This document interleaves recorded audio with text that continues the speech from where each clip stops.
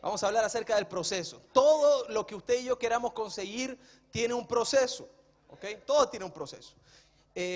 Cuando usted llega aquí a esta casa, usted se da cuenta que es una casa que está ordenada y que tiene un proceso el que usted va siguiendo.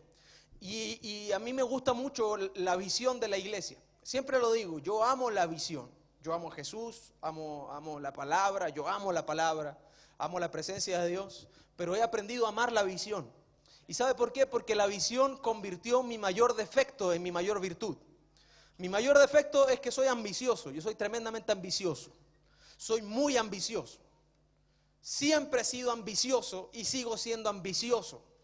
Dios jamás me cambió de ser ambicioso a ser no ambicioso. Simplemente cambió el motivo de mi ambición. La visión convirtió mi ambición negativa en una ambición positiva. ¿Por qué razón? Porque antes yo quería de todo, no me conformaba con nada y quería lo máximo posible. Cuando conocí la visión, el Señor transformó mi corazón. Sigo siendo el mismo ambicioso, pero ahora quiero más de su presencia, quiero más de su gloria, quiero más de su unción, yo quiero más milagro, quiero que la gente crezca, quiero que haya más almas para Cristo, porque no me conformo. Y lo que más me gusta de la visión, pastor, es que cuando usted cree que ya llegó al objetivo, tú tienes un llamado, tienes un propósito de Dios. Y cuando ya tú ves que lo alcanzaste, miráis para abajo así a la gente que está bajo tu cuidado y te das cuenta que hay tanto propósito en proceso que tú dices, me falta todavía. O sea, todavía no termino, todavía hay más que hacer. Todo tiene un proceso, diga proceso. Y el proceso es algo a lo que los cristianos tienden a huirle. Tendemos a hacerle el quite al proceso, porque el proceso tiene distintas etapas y no todas son agradables. Tendemos a hacerle el quite al proceso porque queremos hacer las cosas rápido. Los extranjeros que nos visitan de Venezuela, de Colombia, que están aquí, Perú, Bolivia, Ecuador, Uruguay, Argentina, Brasil, Haití, creo que esos son todos, ¿no? México, República Dominicana, chicos. Colombia, Bolivia, Perú. Usted posiblemente no conozca a Coco Legrand. Yo le recomiendo que usted, cuando llegue a su casa, ponga youtube.com y ponga Coco Legrand, para que entienda cómo somos los chilenos. Y hay unos videos de Coco Legrand. Y Coco Legrand tiene una rutina muy buena que habla acerca de las generaciones de hoy en día. Y dice que esta generación quiere todo instantáneo. Porque si no es instantáneo, se frustra. Entonces tenemos café instantáneo, pizza instantánea, comida instantánea, conexión. Mira, hay algo muy interesante. ¿Usted se enoja cuando su teléfono está funcionándole lento el internet? Levante la mano, ¿quiénes se molestan y se frustran cuando el internet le funciona lento? Fíjese usted que para que tu internet funcione, tu teléfono tiene que recibir un estímulo electromagnético de tu cuerpo a través de la pantalla, que tiene que viajar al procesador, que entiende esa información, la codifica, la procesa, te envía la información de vuelta a la pantalla que tú recibes por tus ojos, tienes que procesarla en tu cerebro y volverla a tus músculos para nuevamente procesar cada una de las letras y repetir ese proceso una y otra vez. Y cuando aprietas el botón azul o verde y le pones ir, esto tiene que enviarse por ondas electromagnéticas al satélite que está en la estratosfera, afuera del planeta, a cientos de kilómetros de altura, para llegar ahí y que la cuestión lo reciba y entienda lo que tú querías hacer, procesarlo en su computadora, hacer todo lo suma, resta, bla, bla, devolverlo, pero la Tierra ya se movió, entonces tiene que triangular tu posición para encontrarte y mandarte de vuelta la señal para que la reciba la antena de tu teléfono, la procese en su procesador y te arroje el resultado en la pantalla. Todo en milésimas de segundo. Y cuando se demora un poquito el indio en dar la vuelta, así el satélite a chuntarle, uno se enoja y empieza a apretar las cuestiones. Y cada vez que tú apretas el botón de nuevo, el proceso empieza otra vez. Es cierto, hermano. Cada vez que usted aprieta actualizar, estás haciéndolo de nuevo, no se suma. Eso es repetir la cuestión desde el principio. Y uno se frustra porque la cuestión no es a la velocidad que tú quieres. Asimismo es el proceso de Dios. Tiene distintos pasos, tiene distintas etapas, tiene distintos tiempos y distinto nivel de complejidad. Pero cuando no es a la velocidad que queremos, nos frustramos, nos enojamos, nos sentimos mal, nos vamos de la iglesia, nos enojamos con el líder, cerramos la casa de paz, salimos del discipulado. ¿Sí o no? Jeremías 18, verso 1, es un pasaje muy conocido en la Escritura y habla acerca del alfarero. Y es una historia que es muy linda y es muy romántica. Pero el otro día estaba viendo un video en internet de un alfarero predicando en la iglesia acerca de este pasaje. Y me gustó tanto la enseñanza, porque Jeremías 18:1 dice, Jeremías verso 2, gracias.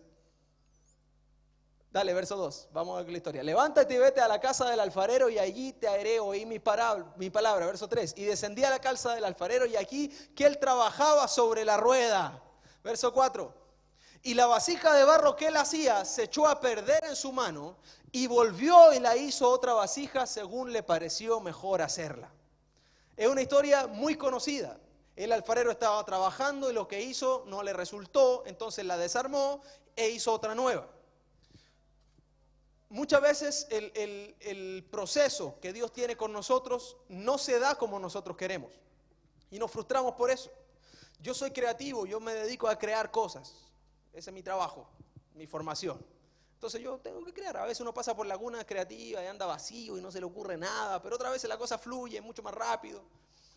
Y uno tiene un proceso creativo, donde se te ocurre una idea, la plasma, después la ejecuta y después al final tiene el resultado y la evalúa y puedes pasar el proceso nuevamente. Lo mismo hacía el alfarero, él tenía una idea en su mente, él quería hacer un jarrón de pomaire, un florero, un plato, qué sé yo, quería hacer algo. Y mientras lo estaba haciendo, no le resultó lo que estaba haciendo.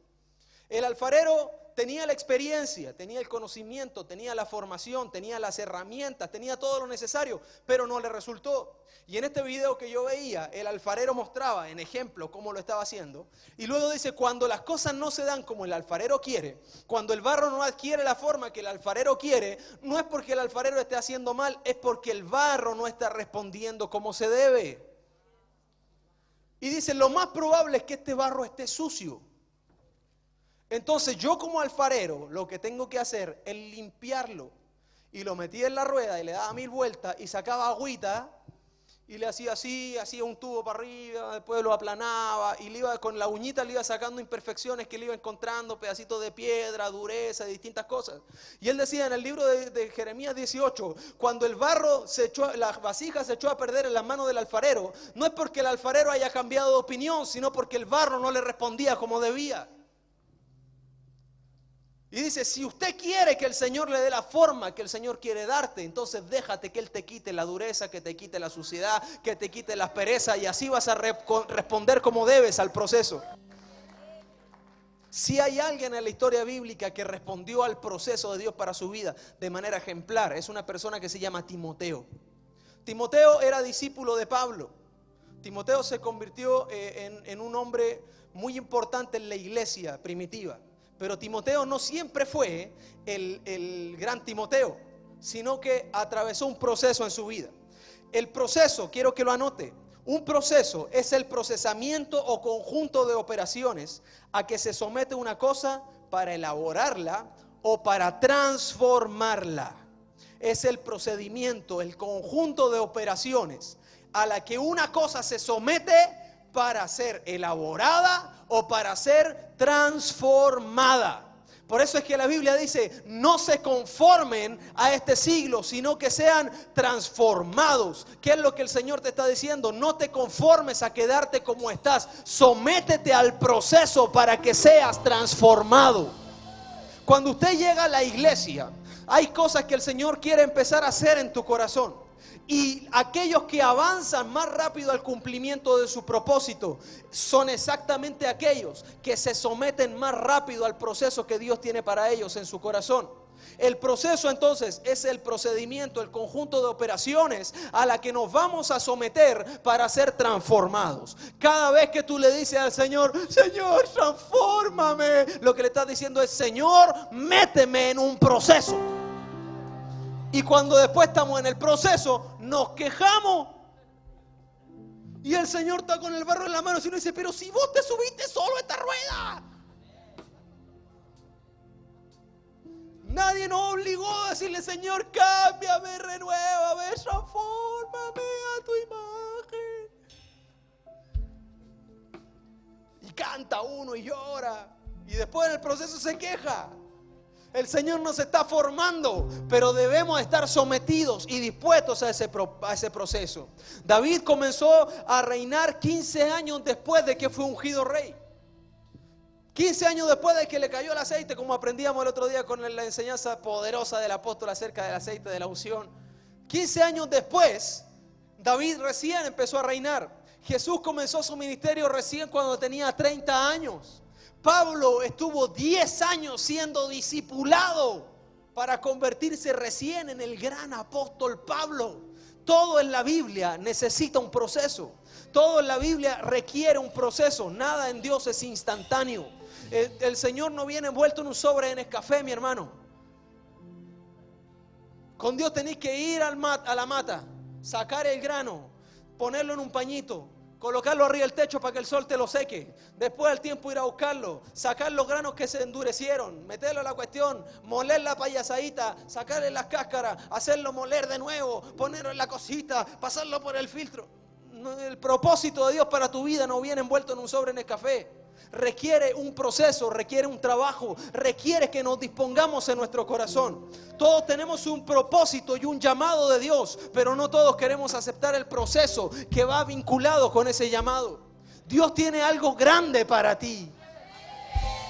Y esa es la parte canuta que a todos nos gusta. Pero mayor sea tu propósito, mayor será tu proceso, mi hermano. Si Dios tiene algo grande para ti, prepárate para un proceso grande. Hay gente que no espera su tiempo. Hay gente que no se somete al proceso y abortan el propósito de Dios para su vida. Y ahí lo ve usted después de años marcando el paso. Viene a la iglesia porque tiene que venir, canta porque se sabe las canciones, llora porque hay que llorar, escucha la palabra, dice amén porque hay que decir, ofrenda porque hay que ofrendar, se tira al suelo, los mujeres lo agarran, se enoja con los mujeres, se va para la casa.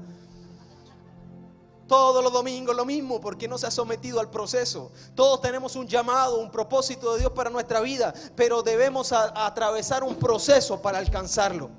Timoteo, cuando el Señor lo llamó, era un hombre joven. Era joven.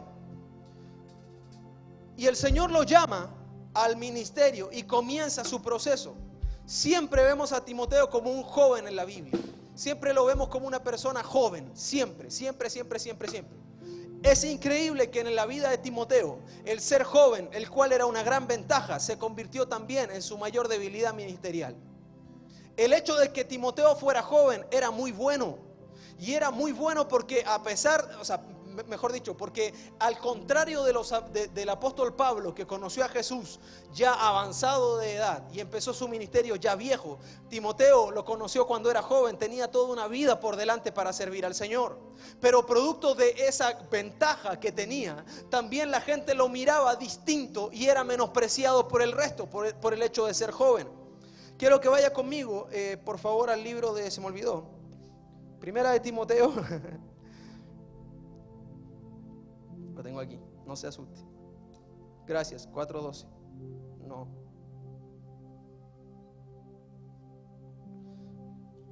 Primera de Timoteo 4:12.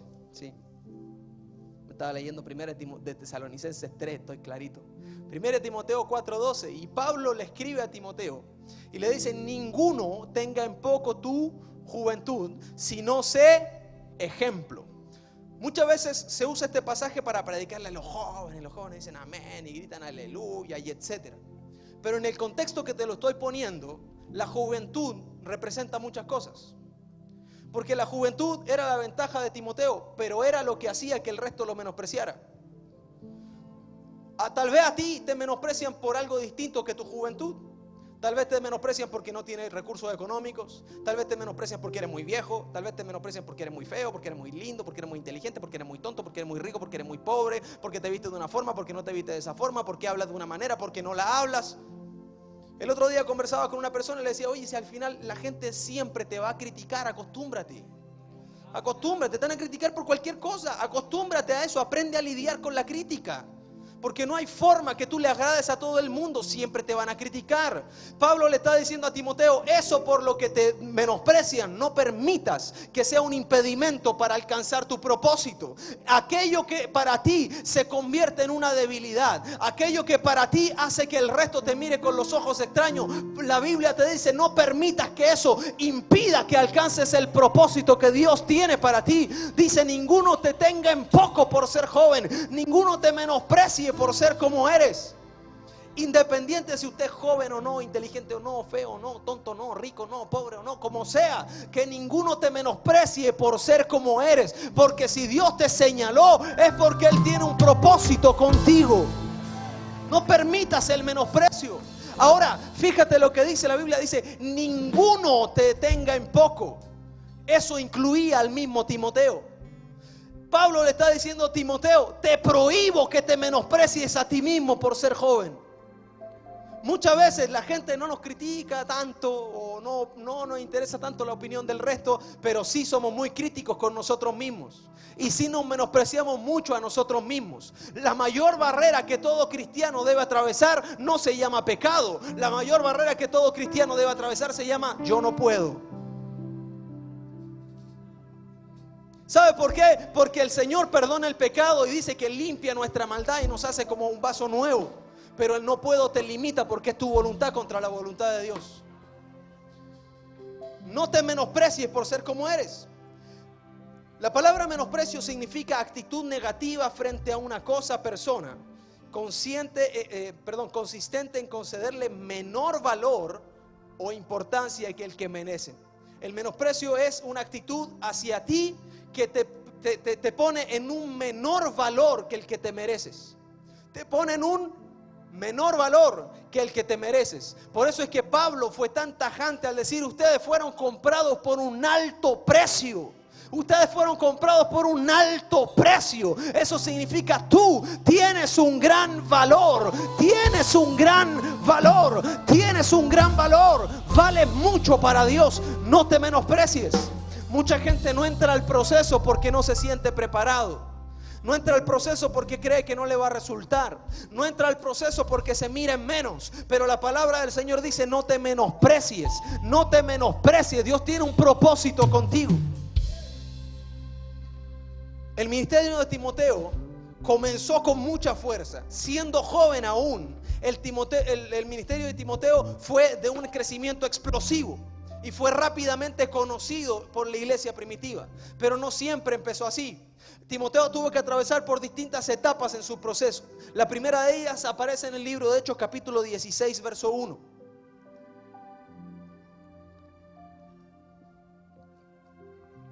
Dice, después llegó a Derbe y a Listra. Y he aquí, había allí cierto discípulo llamado Timoteo, hijo de una mujer judía creyente, pero de padre griego. Aquí hay dos cosas que nos habla muy importantes acerca de Timoteo. Primero dice que había allí cierto discípulo. Cierto.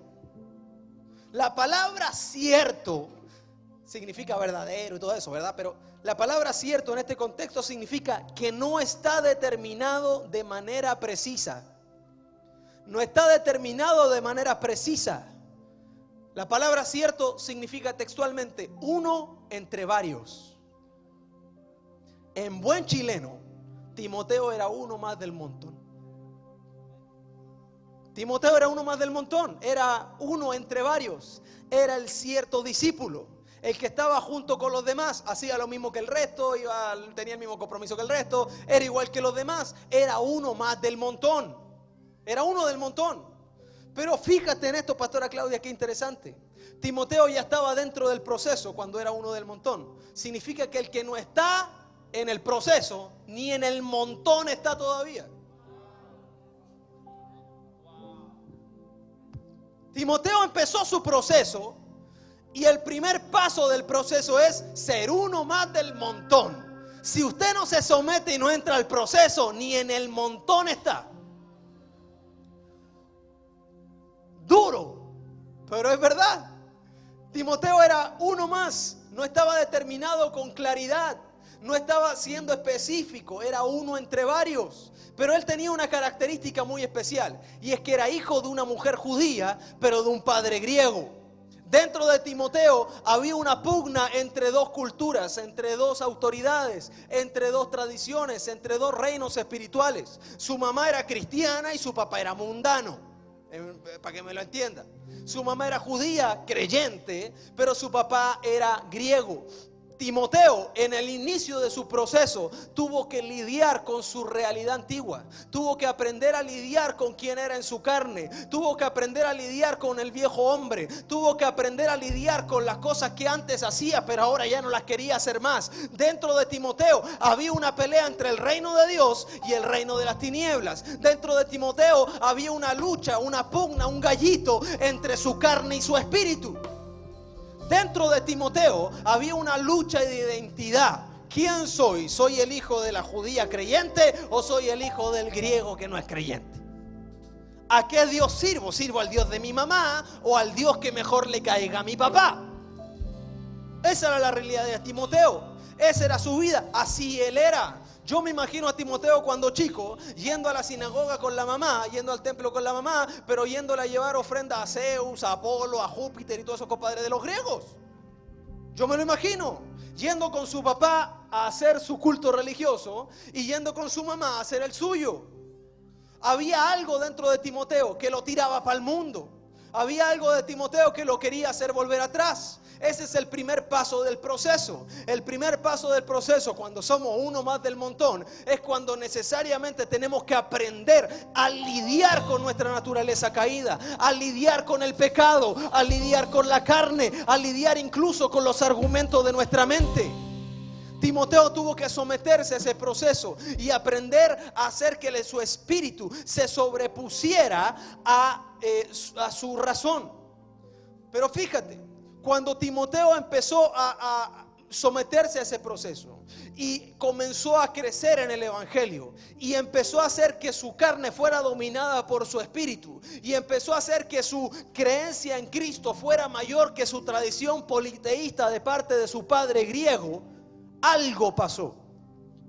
Diga, algo pasó. Es que los predicadores hacemos eso, ¿verdad? Algo pasó. La cuestión es repetir. Repita conmigo, algo pasó. ¿Y qué pasó? Carné al piso en ese momento. Algo pasó, verso 2. Y daban buen testimonio de él los hermanos que estaban en Listra y en Iconio. Fíjate lo que produjo el hecho de que Timoteo aprendiera a lidiar con el viejo hombre. Los hermanos de Listra y de Iconio daban buen testimonio de él. Pero estaban dando buen testimonio de uno que era del montón. Repito, si la gente no da buen testimonio de ti, ni en el montón estás. Timoteo era del montón, y siendo del montón daban buen testimonio de él. Pero no daban cualquier buen testimonio. Dice que daban buen testimonio los hermanos de Listra y de Iconio. Eran dos ciudades distintas que estaban separadas a 100 kilómetros de distancia una de la otra. Entre Listra e Iconio hay 100 kilómetros de distancia. ¿Qué quiere decir esto? Que daba un buen testimonio de él en Santiago y en Valparaíso. Cáchate el pique. Fíjate la distancia, 100 kilómetros de distancia. Cuando tú te sometes al proceso, aprendes a lidiar con tu carne, sometes tu carne, sometes tu realidad humana, sometes tu realidad caída, le dices al Señor, Señor, yo quiero ser más como tú y menos como yo. El testimonio tuyo crecerá y será conocido incluso 100 kilómetros a la redonda. 100 kilómetros a la redonda conocían el buen testimonio de Timoteo, porque él había aprendido a lidiar con el viejo hombre. Y fíjate lo que dice el verso 3, y aquí es donde empieza la fiesta. Y Pablo quiso que fuese con él, y tomándole, le circuncidó por causa de los judíos que había en esos lugares, porque todos sabían que su padre era griego. Lo circuncidó. Para los que no saben lo que es la circuncisión, yo se la voy a explicar. Necesito un voluntario. Tío Dani, ven, ayúdame. No, tranquilo. Tranquilo. La circuncisión es una tradición hebrea en donde a los niños de 8 días de nacido le cortan el prepucio. El prepucio es la piel que cubre al pene. Y esa piel, la que sobra, se la cortan. ¡Whip! Y el niñito llora. ¡Wee, wee, wee! Se la cortan. No le cortan el pene, le cortan el pedacito de piel que le sobra. ¿Ok? Y eso lo hacen con los niños cuando son bebés. Esa es la tradición hebrea. Esa es la tradición judía. Como el papá de Timoteo era griego, a él nunca lo habían circuncidado. Nadie le había tocado ahí, nada. Tenía ahí todo normal. Pero cuando él se convirtió y cuando Pablo lo conoce, dice, quiso que fuera con él. En otras palabras, Pablo lo vio el potencial que tenía, vio el propósito de Dios para su vida y dijo, yo quiero ayudarte a caminar por tu proceso. Yo quiero ayudarte, yo quiero hacerte entrar en tu proceso para que alcances tu propósito. Pero para eso tengo que circuncidarte. Suponte que Timoteo tuviera mi edad, 24. Suponte. ¿Cierto? Pastor Cristian tiene 34. 24. Estamos bien. Suponte que tuviera 24. ¿Te imagináis lo que es que a un grandote de 24 años tengan que cortarle una parte de ahí? Duele, por hermano. Duele. Imagino yo que duele, nunca me he circuncidado. Pero debe doler. Díganme los circuncidados. Debe doler mucho, ¿verdad?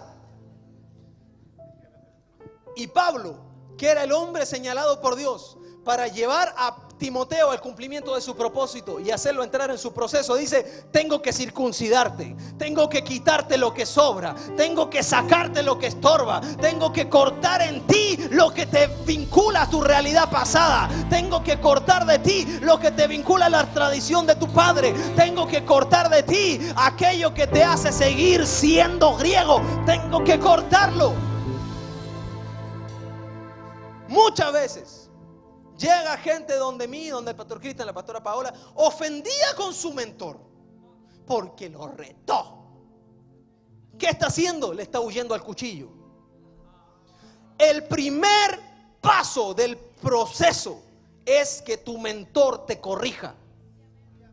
El primer paso de tu proceso es que aquel que te va a llevar a ayudarte a llegar al propósito de Dios para tu vida te diga, eso que estás haciendo no está bien. Ese es el primer paso. Que te diga, esa no es la forma de comportarte. Que te diga, déjate de ser un niñito, compórtate como una persona grande, madura. Ese es el primer paso. Que tu mentor te corrija. Anote todos los discípulos de la iglesia. Si usted es discípulo, anótelo. Y si usted no tiene mentor pero quiere tener uno, anótelo también. Sabiduría de su anciano, anótelo allí. El momento más peligroso de tu vida, el momento más peligroso de tu vida es cuando tu mentor pierde el interés en corregirte. Es el momento más peligroso en la vida de un cristiano, cuando su mentor pierde el interés en corregirlo. Y finalmente el mentor dice que haga lo que quiera, ya me tiene aburrido ya. Cuando llegas a ese punto, preocúpate porque es grave. Es grave. Timoteo tuvo que someterse a la corrección de su mentor. Tuvo que someterse a que le metiera cuchillo. ¿Le iba a doler? Sí le iba a doler. ¿Le iba a incomodar? Sí le iba a incomodar. Posiblemente después le iba a picar. Sí le iba a picar. Sí que sí. Pero él se sometió porque quería entrar en ese proceso. ¿Te imaginas tú a Timoteo después de salir circuncidado caminando así? Ay, ay, ay, ay, ay, ay, ay. Con la túnica. No usaban calzoncillo. La túnica tiene que haberle raspado. Ay, ay, ay, ay, ay, ay, ay, ay. Caminando así.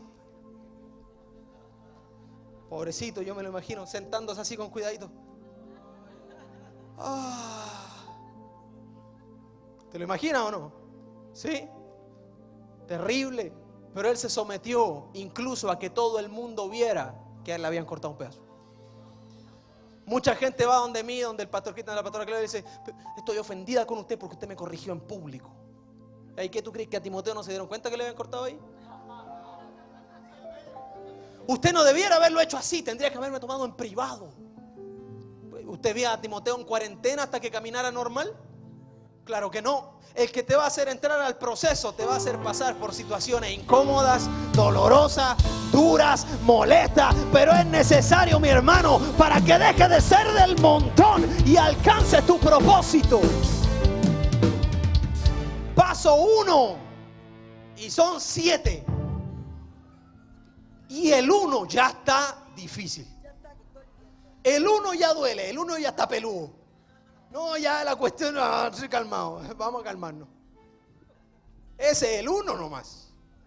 Había un cierto discípulo, uno del montón, y el del montón se dejaba corregir. El del montón no reclamó. El del montón gritó para adentro. El del montón no le reclamó a su mentor porque le dolió. El del montón lidiaba con su interior y llevaba cautiva su carne a la voluntad del Espíritu. Ese era del montón, y el del montón tenían buen testimonio de él los hermanos. Si no cumplimos con esos pasitos, ni en el montón estamos. Segundo, vaya conmigo a Hechos 19:21.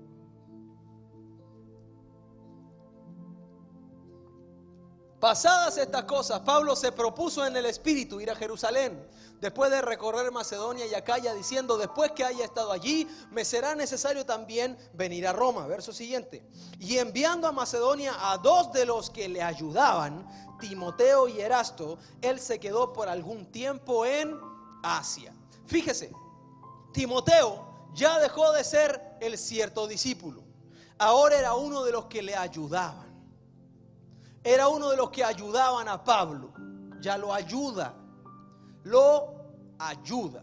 Ahora, fíjese, a mí hay algo que me gusta mucho, es este pasaje.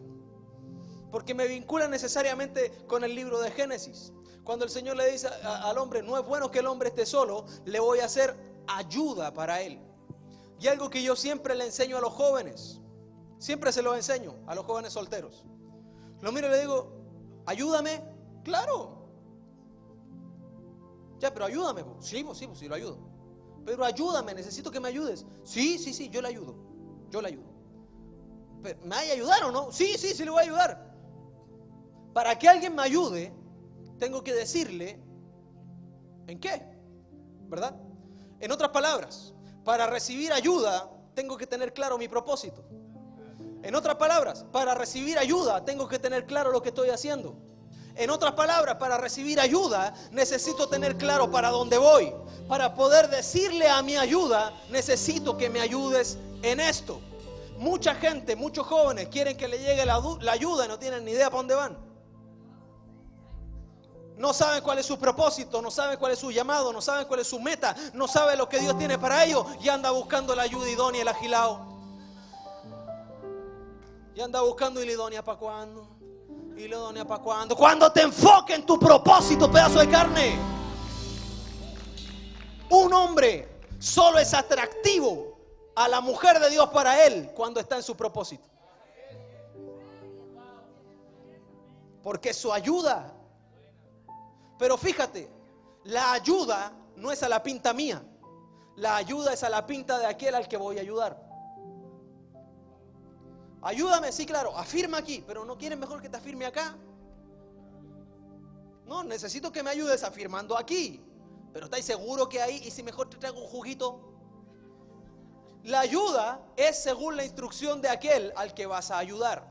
O sea, Timoteo estaba ayudando a Pablo, pero no en lo que él quería, sino que en lo que Pablo le enviaba.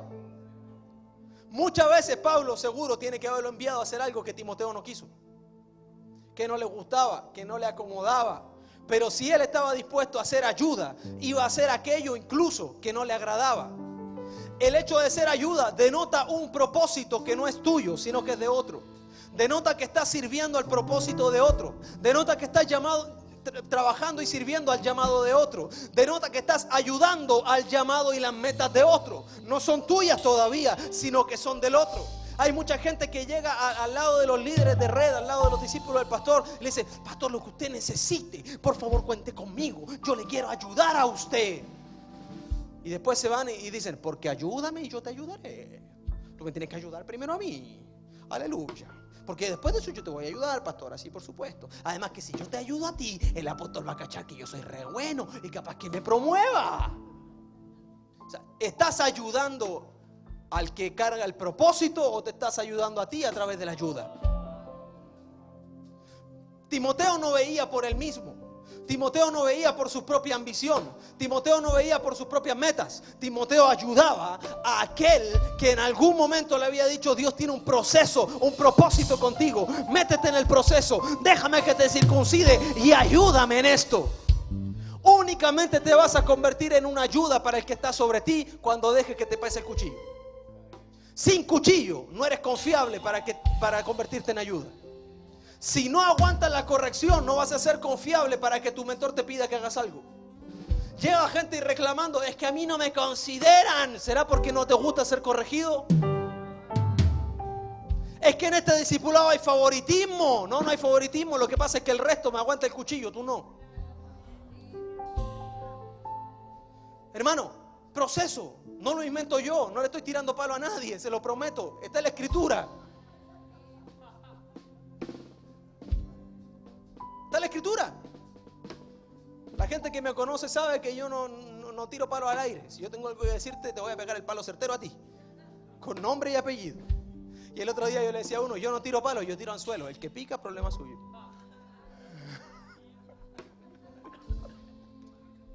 Yo no tiro palo, tiro anzuelo. Si vos picaste, problema tuyo.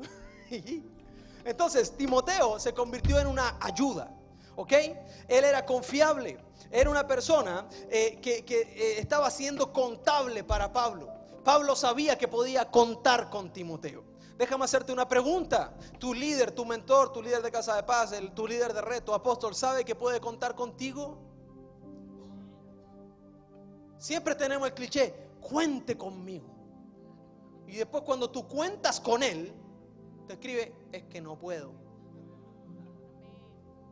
Pero ¿cómo es la cosa? ¿Cuento contigo o no? No, sí cuente conmigo, pero no cuente conmigo para eso. O no cuente conmigo ese día, pero sí cuente conmigo cuando usted quiera. Bueno, quiero ahora, es que ahora no puedo. O sea, ¿estás en el proceso o no estás en el proceso? El segundo paso para alcanzar tu propósito es someterte a ayudar al propósito de otro. Ser contable.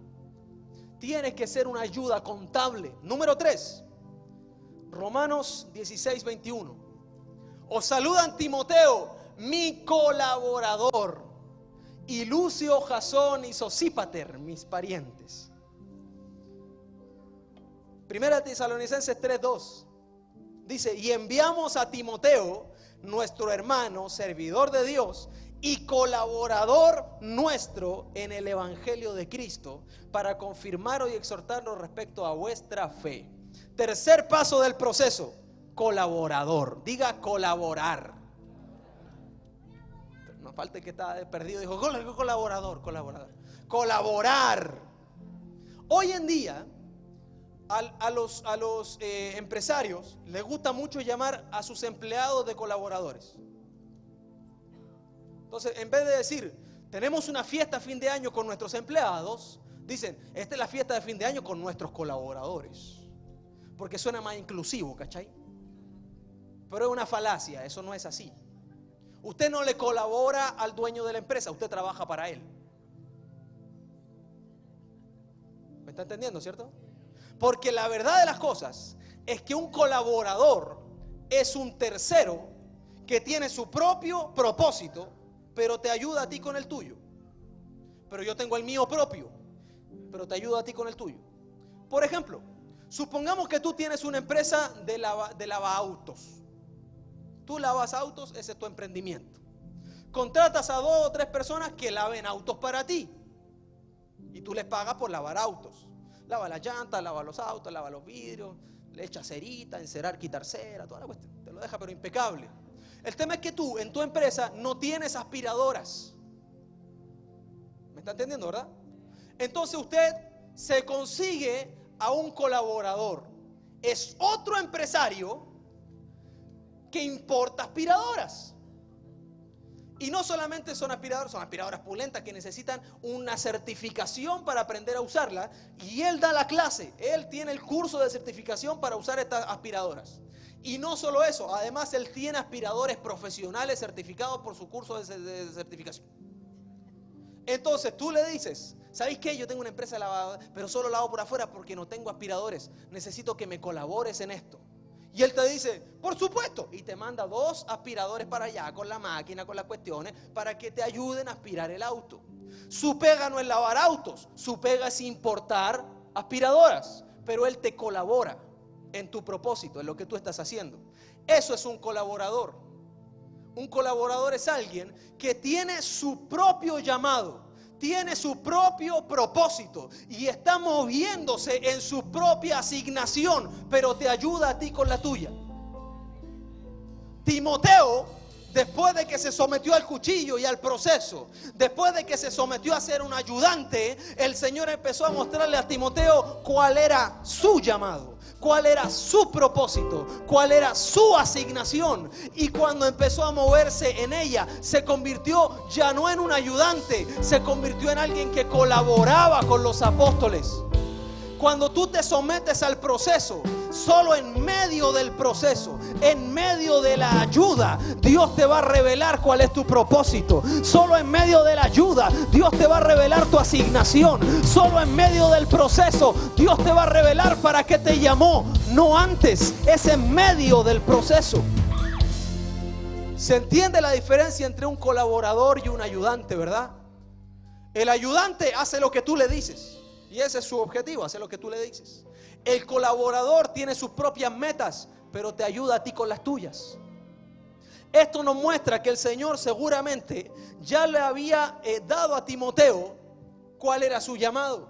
Mira, un colaborador significa persona que colabora habitualmente en un periódico o revista o en otro tipo de publicación sin formar parte de ese staff. O sea, sin formar parte de lo tuyo, yo te ayudo porque yo tengo lo mío. El problema está en cuando llega gente al principio del proceso con esa idea. Lo primero a lo que le va a pasar cuchillo es a tu idea. Lo primero a lo que le va a pasar cuchillo, lo primero que se va a circuncidar es que el Señor a mí me llamó para esto. Antes yo en la otra iglesia hacía esto. Es que usted no sabe a mí como el Señor a mí me usaba. Es lo primero a lo que le vamos a pasar cuchillo. Porque en medio del proceso vamos a ver si es que lo que dices es verdad o si es que Dios tiene algo nuevo para ti. El colaborador es alguien que ya demuestra que el Señor lo está señalando a él para algo en especial. Verso 4. Perdón, verso 4 no. Número 4, 1 Corintios 16, 10. Y si llega Timoteo, mirad que esté con vosotros con tranquilidad, porque él hace la obra del Señor así como yo. Hay otra versión que dice, porque él hace la obra del Señor como yo la hago. Timoteo ya no solamente hacía la obra del Señor, sino que sometido en el proceso, comenzó a hacer la obra igualito como lo hacía Pablo.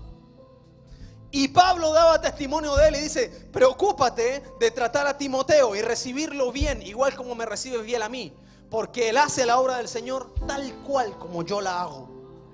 Timoteo ya no era más un colaborador, ahora era un representante de Pablo. Donde Timoteo llegaba, la gente decía, ay, estábamos esperando a Pablo y nos mandaron a Timoteo.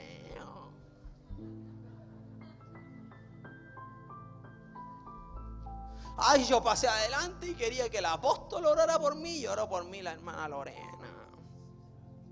Me voy a ir a poner de nuevo al final de la fila. Y cuando viene el apóstol así, que venga el apóstol, que venga el apóstol, que venga el apóstol, que venga el apóstol. Y no, le toca al pastor Cristian. Ah, ya, bueno, igual el pastor Cristian. Pero yo quería el apóstol. No. Timoteo era un representante. Cuando Timoteo llegaba a algún lugar donde estaban esperando a Pablo, decían: ¡Oh, vino Timoteo, qué buena! Oye, pero si no estábamos esperando a Pablo, no te urjáis, viejo, si es lo mismo. No te preocupes, si es lo mismo, es igual, es un representante. Él hace la obra del Señor igualito que Pablo. Habla como Pablo, ministra como Pablo, camina como Pablo, ora como Pablo. Si hasta se parece a Pablo, debe ser hijo suyo. Cuando usted está en el proceso, mi hermano, tú te conviertes en un representante de aquel que te envía. Te conviertes en un representante de aquel que te envía. Así es la cosa. Un día llamaron al apóstol Carlos, cuando era pastor. Le dijeron: Pastor Carlos, queremos invitarlo a usted a un evento, y aleluya, un evento internacional. Y cuando los organizadores de eventos siempre le ponen invento a su evento. Eso es internacional, y bien, aleluya, y que aquí, que allá, y que esto y que lo otro. Y está el día. Nos gustaría la honra de su presencia. Y el apóstol dijo: oh, ¿sabes qué? No puedo ir, tengo esa fecha ocupada. No puedo ir. Hermano, no es un chamullo pastoral, esto pasó, es verídico. No puedo ir, tengo esa fecha ocupada. Pero no te preocupes, te voy a enviar a mi hijo. Te voy a enviar a mi hijo, porque él hace la obra del Señor como yo la hago. Y del otro lado el pastor dijo: amén, qué bendición.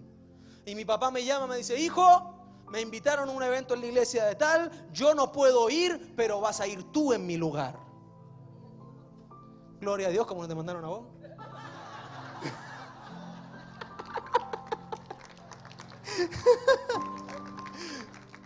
¿Te cacháis lo que era eso, no? O sea, tenéis que representar bien, po. Por eso es que Jesucristo dice, sus discípulos le dijeron: Señor, muéstranos al Padre. Y Jesús le dijo: ustedes son giles, no se dan cuenta de que el que ha visto al Hijo ha visto al Padre, porque yo hago la obra así como Él la hace. Timoteo era un representante de Pablo. El que veía a Timoteo veía a Pablo. El que oía a Timoteo oía a Pablo. Pablo tenía tal confianza en Timoteo que decía: este me representa. ¿Usted sabe lo que es un representante legal de una empresa? Es una persona que representa a la empresa en ámbitos legales. Obvio. ¿Qué significa eso? Significa que esa persona está facultada por la ley para hacer exactamente lo mismo que hiciera el dueño de la empresa en su lugar. Está facultada para hacer exactamente lo que hiciera el dueño de la empresa en su lugar. Lo mismo. Por ejemplo, mi hermano, una cuestión muy sencilla. Muy sencilla. El dueño de la empresa quiere comprarse un auto. ¿A él le gustan los autos? Quiere comprarse un auto. Pero está de viaje en Alaska y no se puede comprar el auto desde Alaska. Entonces llama a su representante y le dice: anda a la automotora y cómprame un auto. Y le corta. Y el otro no empieza a preguntarse: ¿y qué auto será? ¿Y de qué color quiere? ¿Y qué auto quiere? ¿Y cómo le gusta? ¿Y cuánto estará dispuesto a pagar? El compadre dice: sí señor, se para para allá, llega a la automotora, elige él el auto, elige él el color del auto, él paga el auto, él firma la cuestión del auto y le pasa al jefe las llaves, y el llave la recibe y le dice: ¿cuál es mi auto? Ese que está ahí, bien hecho, justo el que quería. Eso es lo que hace un representante. Un representante es aquel que hace lo mismo que hiciera el que lo envía en su lugar. Está facultado para hacer exactamente lo mismo. Cuando te conviertes en un representante, si el que te envía, su unción sana enfermo, entonces vas a sanar los enfermos. Si el que te envía tiene revelación de la palabra, entonces la vas a tener. Si el que te envía se mueve en lo profético, te vas a mover en lo profético, porque eres un representante. Nunca, jamás, nunca. Y el profeta Dani puede, Pastor Cristian puede, profeta Luis que no vino puede, Rodrigo puede juntarse conmigo en este sentimiento. Pero nunca, jamás he visto la unción de Dios moverse tan fuerte a través de mí como cuando fui a trabajar en el encuentro sobrenatural con el apóstol Guillermo. Nunca. Nunca. ¿Sabe por qué no? Porque yo no me estaba moviendo en mi unción. Yo me estaba moviendo en la unción del que me envió, porque era su representante.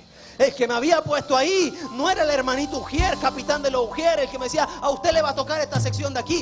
El que me había puesto ahí era el apóstol Guillermo Maldonado, que dijo, yo quiero que tú me representes en esa sección que está allá. Yo me apoderé de eso y dije, yo me voy a mover en una unción que no es mía, porque soy un representante. Jamás había visto milagros fluir de manera que fluyeron en esos eventos. ¿Sabe por qué? Porque no era la unción mía. Yo estaba representando a uno mayor que yo. Pero ¿por qué razón, mi hermano? Porque me he sometido al proceso. Sin proceso no hay representatividad. No la hay. No espere usted que la presencia del Señor se mueva poderosamente en su casa de paz. Tremendo, aleluya. Si usted no se somete al proceso, porque no va a ser representante. Puede que sea ayuda. Puede que seas colaborador, pero representante no eres sin proceso.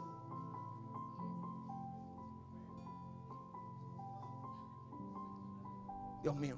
Número 5. Primera de Timoteo, y con esto concluyo. 1:2. A Timoteo, verdadero hijo en la fe, gracia, misericordia y paz de Dios nuestro Padre, de Cristo Jesús nuestro Señor. A Timoteo dice, verdadero hijo en la fe. Esto denota dos cosas. Número 1, que si Timoteo era un verdadero hijo, habían otros hijos que no eran nada verdaderos.